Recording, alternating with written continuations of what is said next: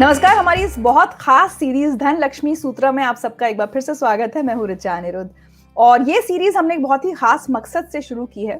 हम में से जो भी लोग जिन्हें ये लगता है कि उन्हें पैसों के निवेश के बारे में या बचत के बारे में कुछ समझ नहीं आता, पैसों की बातें समझ में नहीं आती, वो थोड़ी सी बेसिक लिटरेसी हासिल कर सके।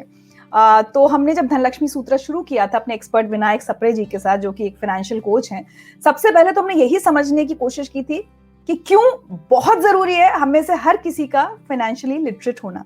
देखिए, हम सब पैसे कमाते हैं और पैसे कमाना चाहते हैं, सबके अपने सपने अरमान होते हैं, लेकिन एक चीज जो हम में से बहुत सारे लोग नहीं समझ पाते कि जो पैसा हम कमा चुके होते हैं वो कैसे बचा रहे और कैसे बढ़े भी। तो इसी को समझने के लिए हमने सीरीज धनलक्ष्मी सूत्र शुरू किया है। दूसरे एपिसोड में हमने बात की थी कि कैसे भेड़ चाल से बचना चाहिए, कि हमने देखा उस व्यक्ति ने ये इन्वेस्टमेंट किया है तो चलो हम भी वही कर देते हैं।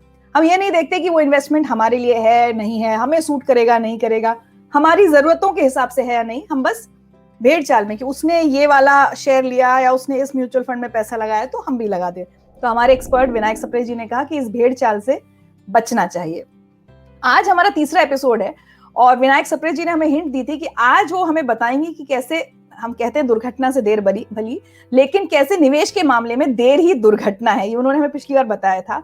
और थोड़ा सा अपने एक्सपर्ट विनायक सप्रे जी के बारे में आपको बता दूं कि वो फाइनेंशियल कोच तो हैं ही, लेकिन वो रहीम और कबीर के दोहों के जरिए और अकबर बीरबल की कहानियों के जरिए लोगों को फाइनेंशियली लिटरेट बनाने का काम कर रहे हैं। तो बड़े ही दिलचस्प और कहूं तो बड़े सहज सिंपल तरीके से वो हमें इन्वेस्टमेंट्स या इस तरह की बातें समझाते हैं। तो चलिए स्वागत करते हैं हमारे एक्सपर्ट विनायक सप्रे जी का। नमस्ते विनायक जी। नमस्ते ऋचा जी, कैसी हैं आप? मैं बिल्कुल ठीक। अभी मैंने हमारे व्यूअर्स को बताया कि आज हम जिस बारे में बात करने वाले हैं, कि आपने पिछली बार हमें एक हिंट दी थी कि निवेश में देर ही दुर्घटना है जी। तो आज का हमारा सेशन रहीम कबीर के किस दोहे पर या अकबर बीरबल की किस कहानी पर आधारित है? बहुत पॉपुलर, बहुत ही लोकप्रिय दोहा है और हमने स्कूल में इस दोहे के बारे में पढ़ा है। इसको हमने बिल्कुल इसका अर्थ का अनर्थ भी किया हुआ है।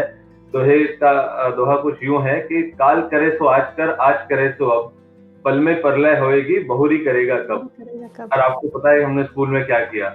लेकिन तो इन्वेस्टमेंट के मामले में जब हम निवेश की बात करते हैं तो ये बहुत ज्यादा इम्पोर्टेंट है। अगर मैं इसको देखूं, हमने चक्रवृद्धि ब्याज स्कूल में पढ़ा हुआ है, विद्यालय में पढ़ा है और 7वीं 8वीं में शायद हम पढ़ते हैं ये, तो नंबर अच्छे आ जाते हैं।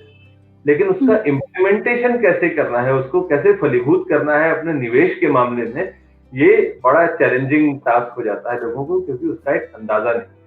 अगर मैं आपको छोटा सा एक सवाल पूछूं, इफ यू अलाउ मी, फर्ज करिए कि मैं आपको आज 1 रुपए दूं, आज 1 रुपए दूं, कल 2 रुपए दूं, परसों 4 रुपए दूं, सिर्फ फर्ज करिए, मैं देने वाला नहीं हूं। तो ऑन 31st डे, 31वें दिन मैं आपको कितने रुपए दूंगा? 31वें दिन। तो मैं आपको ये नहीं कह रहा हूं कि पहले 30 दिन को जोड़िए, मैं कह रहा हूं 31वें दिन मैं आपको कितने रुपए दूंगा। आपको सिर्फ एक वाइल्ड गेस करना है, जितना अधिक से अधिक आप सोच सकें सोच लें, क्योंकि मुझे भी देना है नहीं। लेकिन देखिए, मेरी अगर मैथ्स इतनी अच्छी होती ना विनायक सप्रे जी, तो मैं शायद पत्रकार होने के बजाय कुछ और प्रोफेशन में होती, इंजीनियर होती। तो आप ही बता दीजिए। मैं तो मतलब आपने कहा 2, 4, उसके बाद 8, राइट? हर दिन डबल होगा अमाउंट। 256, 512, 1024। माय गॉड, नहीं मैं तो 106 करोड़ रुपए। 106 करोड़ रुपए आप 31वें दिन देना बनता है। ये क्या है? ये पावर ऑफ कंपाउंडिंग है। ये किस तरह से पैसा मल्टीप्लाई, मतलब कोई भी अंक मल्टीप्लाई हो सकते हैं, इसका हमको बिल्कुल भी अंदाजा नहीं होता, और यही चीज निवेश में काम आती है। तो अल्बर्ट आइंस्टाइन ने एक बात कही है कि compounding is the 8th wonder of the world, यानी कंपाउंडिंग जो है ये विश्व का 8वां आश्चर्य है। 8वें आश्चर्य को आपको फलीभूत कराना है, आपको सफल बनाना है अपने निवेश की जिंदगी में, तो 2 और चीज जरूरी है। वो है 2 बातें, अनुशासन और धैर्य की, उस पर हम आएंगे बाद में। तो आपको एक छोटी सी कहानी सुना देता हूँ मैं। कहानी है दो मित्रों की, राम और घनश्याम। तो राम ने 25 साल की उम्र में इन्वेस्टमेंट करना शुरू किया और उसने कहा कि मुझे रिटायरमेंट प्लानिंग करनी है। तो अगले 35 साल तक वो 5,000 रुपए हर महीने निवेश कर रहा था 12% की दर पे। ठीक है। तो अगले 35 साल में उसने कितना निवेश किया? 21 लाख रुपए। और उसका जो मित्र था घनश्याम, उसने कहा कि भाई जिंदगी जीने के लिए है, उसका जरा मजा लेते हैं। और घनश्याम जी ने उन्होंने कहा कि हम तो लीला भी रचाएंगे। तो उन्होंने कहा मैं 35 साल की उम्र में इन्वेस्टमेंट करना शुरू करूंगा। तो अच्छा। 35 साल की उम्र में जब इन्वेस्टमेंट करने के लिए वो आए, और उन्होंने यही बोला कि देखो 35 साल में तुम 21 लाख करोगे, मैं 15 लाख करूंगा, तो थोड़ा बहुत फर्क होगा, ज्यादा फर्क तो होगा नहीं। ऐसा सोच के उन्होंने निवेश करना शुरू किया। मतलब जब आए फिर वापस गणित किया कि अगर मैं 25 साल इन्वेस्ट करूंगा 5,000 रुपए हर महीने, तो 60 साल की उम्र में मेरी फ्यूचर वैल्यू क्या होगी, राम की क्या होगी और घनश्याम की क्या होगी। तो जो परिणाम आए बड़े चौंकाने वाले हैं। परिणाम ऐसा है कि राम की फ्यूचर वैल्यू आती है 3.2 करोड़, 3.2 करोड़ रुपए, और घनश्याम की फ्यूचर वैल्यू आती है 94 लाख रुपए। तो फर्क सिर्फ 6 लाख का है, फर्क सिर्फ 6 लाख का है इन्वेस्टमेंट में। लेकिन अगर आप वैल्यू देखिए, जब रिजल्ट अगर आप देखिए तो 2.25 करोड़ का डिफरेंस आ जाता है। वो जो 6 लाख का डिफरेंस है, वो भी 25 साल, मतलब 10 साल की डिले से। तो हम इसको कॉस्ट ऑफ डिले बोलते हैं। इसलिए मैं कहता हूँ कि निवेश के मामले में देर ही दुर्घटना है। उसने देर की तो इतना, ठीक है। और अभी अगर जब 35 साल की उम्र में उसको लगा कि भाई मेरा तो काम होगा नहीं, मैं राम की बराबरी नहीं कर पाऊंगा, तो उसने कैलकुलेशन किया तो पता चला कि अगर वो 5,000 के बजाय 17,000 रुपए हर महीने निवेश करे अगले 25 सालों तक, तब वो 3.2 करोड़ तक, यानी राम की बराबरी। अभी पैसे उतने हैं नहीं। 17,000 आप बोलेंगे अच्छा ठीक है हो जाएगा, लेकिन जो काम 21 लाख रुपए में हो सकता था 25 साल में 17,000 हर महीने डालने की वजह से वही काम 51 लाख रुपए में होगा। तो वो 30 लाख ज्यादा दे रहा है। दूसरी चीज, बाजार में रिटर्न तो बोला 17,000 तो मेरे पास है नहीं, तो मैं तो डाल पाऊंगा सिर्फ 5,000 रुपए। तो इसका मतलब कि उसको रेट ऑफ रिटर्न ज्यादा होना चाहिए, 12 के बजाय ज्यादा होना चाहिए। तो उसको 18.6% के हिसाब से रिटर्न मिलना चाहिए, which is next to impossible. तो ये है कॉस्ट ऑफ डिले। तो मतलब हम जितनी जल्दी ये बात समझ जाएं कि हमें अपनी लाइफ में अपने जैसी करियर शुरू हो, तो चाहे जितनी भी तनख्वाह हो, चाहे कोई 5,000 रुपए महीने कमाता हो, तो वो 100 रुपए या 200 रुपए बचाए। बिल्कुल बिल्कुल, 100-200 रुपए शुरू करिए, कोई दिक्कत नहीं है, लेकिन करिए। वो बहुत इंपॉर्टेंट ये है कि निरंतरता बनी रहनी चाहिए। और अगर आप डिले करते हैं तो अक्सर लोग जो एक्सपर्ट बताते हैं कि पैसे कैसे बनाएं, तो मैं आपको एक थोड़ा उल्टे साइड में लेके जाता हूँ कि पैसे कैसे गवाएं। तो उसका एक फॉर्मूला अगर मैं आपको दूं कि आप 1 करोड़ रुपए कैसे गवा सकते हैं, पोटेंशियल 1 करोड़ रुपए। तो कहानी कुछ यूं है कि एक 25 साल का नौजवान मेरे पास आया और उसने बोला कि निवेश करना है, मुझे 10 करोड़ रुपए बनाने हैं। 60 साल की उम्र तक मुझे 10 करोड़ का कॉर्पस क्रिएट करना है। तो उसको मैंने कहा कि ठीक है 15,000 रुपए हर महीने निवेश करो, और अगर 12% की दर से रिटर्न आया तो 35 साल में करीब करीब 10 करोड़ रुपए हो जाएंगे। तो बोला ठीक है, आता हूँ मैं अगले हफ्ते। लेकिन अगले हफ्ते जब मैं पहुंचा तो पता चला कि उन्होंने बताया कि ऐसा है कि मेरी कोर्टशिप पीरियड चल रहा है। तो मैंने क्या किया कि अपनी जो महिला मित्र हैं उनको 1 लाख रुपए का फोन गिफ्ट कर दिया, और 85,000 की मैंने बाइक खरीद ली ताकि मैं उनको घुमा सकूं। तो एसआईपी अगले साल, मतलब ये जो निवेश करूंगा मैं अगले साल निवेश करूंगा। तो 1 साल का डिले हो गया, 35 के बजाय 34 साल अब वो निवेश करेगा। तो 10 करोड़ के बजाय अभी फ्यूचर वैल्यू हो जाती है 8.82 करोड़। अच्छा, 1,85,000, लेकिन उसका नुकसान देखिए कि फ्यूचर में 1 करोड़ से ऊपर होता है। और जबकि महीने में आपने कितना बोला था? 15,000 नहीं, 15,000 रुपए महीना। 15,000 रुपए महीने का मैं अगर उन्होंने बीमे कर दिया 1 साल के लिए। 15,500 रुपए, तो करीब-करीब 1,85,000, 86,000 रुपए, 1,86,000 रुपए साल के आते हैं। फिर जब अगली बार गया अगले साल, मैंने कहा कि ठीक है अभी तो कर लेते हैं। तुमने बोला था 1 साल बात करते हैं। तो बोला सर कर तो लेंगे, लेकिन क्या है मेरी भी शादी तय हो गई। मैंने कहा अच्छी बात है। तो बोला नहीं, दोस्त लोग बोल रहे हैं कि जिंदगी ना मिलेगी दोबारा मूवमेंट करते हैं। तो यूरोप जाने का खर्चा 1,85,000 रुपए है, तो सॉरी अगले साल करेंगे। अभी अगले साल जब करेंगे तो 35 के बजाय अभी 34 के बजाय अभी 33 साल हो गए। 33 तो 33 में फ्यूचर वैल्यू घटकर हो जाती है 7.8 करोड़। कहने का मतलब ये है कि जितना आप डिले करते हैं आपको अंदाजा ही नहीं होता कि मेरा कितना नुकसान हो सकता है। तो एवरी कॉइन, हर सिक्के के 2 पहलू होते हैं। अगर आप जल्दी शुरू करते हैं तो आप बहुत बना सकते हैं। जी, बट विनायक जी यहाँ मैं आपको रोकती हूँ, let me play the devil's advocate. और इनफैक्ट मैं उन लोगों की तरफ से बोल रही हूँ जिनमें से मैं भी शामिल हूँ। घर में अगर कभी भी बचा तो इस सब की बात होती है ना, तो मैं ये बोलती हूँ अरे बचा के क्या करना है, कल किसने, आपको बहुत लोग ही मिलते होंगे कहने वाले, मैं उनमें से एक हूँ कि आज मैं अपना, अगर मेरा जैसे आपके उन्होंने कहा कि भाई छुट्टी जाने का मन है, मैं छुट्टी घूमने ना जाऊं ये सोच के कि मुझे 60 की उम्र में पैसे मिलेंगे, अरे मैं 60 में पता नहीं होंगी भी नहीं या नहीं है, so let me enjoy today. ठीक है, और ये बहुत लोग ऐसा सोचते हैं। ऐसे लोगों के लिए आपका क्या आर्गुमेंट है? तो और I do not find anything wrong in this. मैंने क्योंकि आपको जो एग्जांपल दिया वो गणित का दिया, जिंदगी गणित है ना, क्योंकि हम पैसे कमाते किसने, उसको एंजॉय करने के लिए। एग्जैक्टली। अगर कोई मुझे बोले कि रिटायरमेंट के लिए प्लान करो क्योंकि डायपर खरीदना है, तो मैं प्लान कभी नहीं करूँ।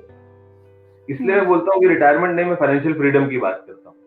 तो अगले एपिसोड में शायद हम बात कर सकते हैं उसके बारे में। लेकिन और ये बात बिल्कुल सही है कि 25 साल का लड़का अगर अपनी गर्लफ्रेंड को फोन नहीं देगा या शादी के पहले जिंदगी ना मिलेगी दोबारा नहीं करेगा तो कब करेगा? एग्जैक्टली। हाँ, मतलब ही और she they won't be able to relive that moment. लेकिन आप 500 रुपए से शुरू करिए, अगर 5,000 रुपए से शुरू करिए, डिपेंड्स किया, लेकिन आप शुरू करिए जहां से भी आप शुरू करते हैं। अगर जल्दी शुरू करते हैं, जब आप उस जगह पहुंच जाते हैं तब आपको लगता है कि अरे वाह, मैंने कभी सोचा भी नहीं था कि ऐसा भी हो सकता है। इन्वेस्टमेंट के मामले में निरंतरता, कंटिन्यूटी और पेशेंस, अगर आपको सीरियस वेल्थ क्रिएट करना है, बाकी बाजार में लोग बताने के लिए तो है ही कि मैं 3 महीने में डबल करा सकता हूँ, 6 महीने में डबल करा सकता हूँ, लेकिन अगर आप एक सीरियस निवेशक हैं और आपको सीरियस वेल्थ क्रिएट करनी है, अच्छी वेल्थ क्रिएट करनी है, तो आपको ये सोचना पड़ेगा सबसे पहले कि पैसा ज्यादा बनाना है कि जल्दी बनाना है। वो दोनों एक साथ नहीं हो सकते। अच्छा। लेजिटिमेट वे में पैसा जल्दी और ज्यादा दोनों नहीं हो सकता। अगर ज्यादा बनाना है देन आपको धैर्य रखने की आवश्यकता है। और इसलिए यहाँ पे मैं अगर 2 दोहे पढ़ना चाहूंगा, एक तो कबीर साहब का और एक रहीम जी का है। तो जो कबीर कहते हैं कि जल्दी करो कि काल करे सो आज कर, वही कबीर कहते हैं धैर्य रखो कि धीरे धीरे रे मना धीरे सब कुछ होए, माली सींचे सौ घड़ा ऋतु आए फल हो। यानी कंटिन्यूटी बहुत ज्यादा जरूरी है। कंटिन्यूटी रखेंगे उसका उतना आपको फायदा होता जाएगा। हम अगर नहीं कि हम 1 महीने में हम कहें कि आज हम 1 लाख रुपए इन्वेस्ट कर रहे हैं और उसके बाद हम 10 महीने भूल जाएं, उससे अच्छा आप महीने के 10,000 रुपए कर दीजिए। बिल्कुल बिल्कुल। और दूसरी बात यह है कि जब भी आप निवेश कर रहे हैं, और खासकर जब हम वेल्थ क्रिएशन की बात करें, मैं वेल्थ प्रिजर्वेशन की बात नहीं कर रहा हूँ, मैं वेल्थ क्रिएशन की बात कर रहा हूँ, क्योंकि ओवर अ लॉन्गर पीरियड होता है, लंबे अंतराल पे होता है, तो उसका जो ग्राफ है ना, वो ईसीजी के ग्राफ जैसा होता है। अगर हम मार्केट में निवेश करने की बात करें तो बाजार तमाम उतार चढ़ावों से जाता है। हमारे ईसीजी का ग्राफ भी हम चाहते हैं कि ऊपर नीचे ही होता रहे, क्योंकि जिस दिन फ्लैट हो गया तो उस दिन लीनियर, जिस दिन ईसीजी का ग्राफ हो गया उस दिन तो लीला समाप्त है। लेकिन उसी तरह से निवेश करते समय भी जितनी वोलेटिलिटी अगर आपको दिखती है, जितना उतार चढ़ाव दिखता है, तो लंबे समय पर आपको जो वेल्थ बनती है उसकी संभावना, ज्यादा वेल्थ बनने की संभावना ज्यादा बढ़ जाती है। तो इसलिए उसका सदुपयोग अगर आपको करना है तो पेशेंस रखने की जरूरत है। तो रहीम कहते हैं कि रहीमन चुप बैठिए, रहीमन चुप बैठिए, देखी दिनन के फेर, जब नीके दिन आई हैं बनत न लगी है देर। कि जब अच्छे दिन आएंगे तो हो सकता है आप you are going through bad phase of life, हाँ वो, लेकिन आप जैसे अंग्रेजी में भी एक कहावत है, हम कहते हैं कि दिस टू शैल पास। अकबर बीरबल की एक कहानी है जिसमें कि अकबर कहते हैं बीरबल से कि मुझे एक ऐसी लाइन बताओ जिसमें कि अगर मैं बहुत ज्यादा खुश हूं तो वो मुझे नीचे ले आए, मेरी खुशी को थोड़ा, मतलब ओवर जॉयड अगर हूं मैं तो उसको कम कर दे, और मैं अगर दुखी हूं तो मुझे खुश कर दे या मुझे नॉर्मल कर दे। तो बीरबल ने कहा कि हाँ बिल्कुल, तो ये है कि ये वक्त भी गुजर जाएगा। सही बात है। अब मैं आपसे एक चीज समझना चाह रही हूँ, शेयर मार्केट से कई बार बहुत सारे लोग, जैसा मैंने पहले भी कहा कि जो इन्वेस्टमेंट वगैरह से डरते हैं, वो उनको लगता है कि जिनको जल्दी पैसे चाहिए या इस तरह का। लेकिन जब हम आज बात कर रहे हैं कि जल्दी शुरू करें और चाहे 100 रुपए बचाएं लेकिन बचाना शुरू करें, वो कोई भी व्यक्ति हो सकता है, वो हमारे घर में काम करने वाली एक महिला हो सकती है। ऐसे लोगों के लिए, हम सब लोग जो बहुत छोटा इन्वेस्टमेंट करना चाहते हैं, महीने की सेविंग करना चाहते हैं, ऐसे लोगों के लिए कौन कौन से ऑप्शंस हैं? और जो स्टॉक मार्केट या इधर उधर रिस्क वाला इन्वेस्टमेंट नहीं करना चाहते, उनको लगता है कि भाई ठीक है कम फायदा मिलेगा, लेकिन मतलब मुझे तो पता है कि इतना मिलेगा। हाँ, तो इनके लिए पोस्ट ऑफिस की स्कीम्स हैं, खासकर जो छोटी बच्चियां हैं उनको तो सुकन्या समृद्धि में उनका निवेश जरूर करना चाहिए, जो पोस्ट ऑफिस की स्कीम है। उसके अलावा रिकरिंग डिपॉजिट्स में आपको निवेश करना चाहिए। तो ऐसे डाकघर में आपको बहुत सारी ऐसी स्कीम्स मतलब मिल जाएंगी जहां आप हर महीने निवेश करें और आपको जो बाजार की उतार चढ़ाव है उससे भी आपका लेना देना मतलब नहीं होगा, या सेफ एंड सिक्योर इन्वेस्टमेंट्स होते हैं। Safe and secure in terms of कि आपका वेल्थ प्रिजर्वेशन होगा, वेल्थ क्रिएशन बहुत ज्यादा शायद ना हो। पीपीएफ है, पब्लिक प्रोविडेंट फंड, उसमें आप निवेश कर सकते हैं, लेकिन ये सारे जो हैं उसमें वोलेटिलिटी, बचत है बढ़त नहीं है, बचत है बढ़त नहीं है। हाँ, तो लार्जली बचत है, बढ़त भी है लेकिन बहुत ज्यादा नहीं है। लेकिन बात यही आ जाती है कि अगर आपको 50 ओवर का मैच खेलना है और 50 ओवर में 350 रन बनाने हैं, तो आप विकेट बचा के क्या करेंगे? जो अगर आपको याद हो, हमने पहले एपिसोड में क्या कहा था, कभी कभी रिस्क ना लेना भी ज्यादा रिस्की हो सकता है। तो अगर आपका गोल है कि नहीं मुझे इतने पैसों की जरूरत है, दरकार है, जैसे कि अगर मुझे अपने बच्चे को विदेश पढ़ने के लिए भेजना है या एक बड़े एमबीबीएस ही कराना है, तो आज फीस बहुत ज्यादा है। तो अगर मैं सोचूं कि नहीं 20 साल बाद भी भले ही जाना हो या 15 साल बाद भी उसकी फीस देनी हो, और मैं ऐसे 6% वाले में निवेश करके रहूं, तो मैं पहुंच ही नहीं पाऊंगा। तो जो महंगाई की दर है वही 8-9% है। चलिए एक व्यूअर क्वेश्चन, क्योंकि हम लगातार अपने व्यूअर से कह रहे हैं कि अगर आप विनायक सप्रे जी से इन्वेस्टमेंट के बारे में कुछ पूछना चाहते हैं तो आप हमें contact@zindagivithricha.com पर मेल भेज सकते हैं। एक सवाल आपके लिए आया है, विष्णु राजपूत जी पूछ रहे हैं, question about stock market, how to analyse the company to invest with small amount. तो ठीक है, पैसे कम है हमारे पास, इन्वेस्ट करना चाह रहे हैं, तब ऐसे में कंपनी को एनालाइज कैसे करें? तो एनालिसिस कंपनी का करने के लिए आपकी जेब में कितने पैसे, उससे तो उसका कुछ लेना देना है। अच्छा, आपको सिर्फ एनालिसिस ही करना है ना, तो एनालिसिस करते समय जेब में ज्यादा पैसे हो या कम हो उससे कोई फर्क नहीं पड़ता। लेकिन जब आप और मेरे ख्याल से ये डायरेक्ट स्टॉक खरीदने की बात कर रहे हैं, तो अगर डायरेक्ट स्टॉक खरीदने की अगर बात करें तो सबसे पहली चीज जो है वो है कि आप शोर शराबे से बचें। अच्छा। दूसरा, एनालिसिस करने के लिए कंपनी को आपको क्या क्या चीजें जानने की जरूरत है। फॉर एग्जाम्पल, कंपनी का बिजनेस मॉडल क्या है, मैनेजमेंट कैसी है, बैलेंस शीट क्या है, कितने साल से प्रॉफिट बना रहे हैं, कैश की पोजीशन कितनी है, मतलब वो कर्जे में तो नहीं है, कर्जा लेके तो धंधा नहीं कर रहे हैं। तो ये कई पैरामीटर्स हैं जिन पे कि आपको उन मापदंडों पे कंपनी को आंकना पड़ेगा, और क्या आपके पास उतना रिसोर्स है। ये क्योंकि जो लोग एनालिसिस करते हैं कंपनीज की, जो एनालिस्ट होते हैं या फंड मैनेजर्स होते हैं, ये काफी अच्छे इंस्टीट्यूट से पढ़ के आते हैं और प्रोफेशनल्स होते हैं। तो वहां पे भी कई बार वो गलती कर जाते हैं। एज अ लेमैन अगर हम बात करें तो अच्छा ये होगा कि आप होमवर्क करना शुरू करिए ये सब कुछ एक 7-8 पैरामीटर्स पे, और कंपनीज के जो कॉन्फ्रेंस कॉल्स वगैरह होते हैं तो उसमें आप उनकी कॉन्फ्रेंस कॉल सुनिए तो आपको एक अंदाजा लगेगा। और तो उसके बाद आप निवेश करने की सोचिए, और वो भी ये जानकर कि पैसा शायद जल्दी नहीं बनेगा, बन भी सकता है डायरेक्ट स्टॉक में डालने से, लेकिन अ, हर सिक्के के, जैसे मैंने पहले भी कहा कि हर सिक्के के इस बात को बिल्कुल ध्यान में रखिए। जैसा मेरे ख्याल से एक कहावत है अंग्रेजी में कि पानी की गहराई को नापने के लिए दोनों पैर नहीं डालने चाहिए, है ना? सही तो बात, हाँ।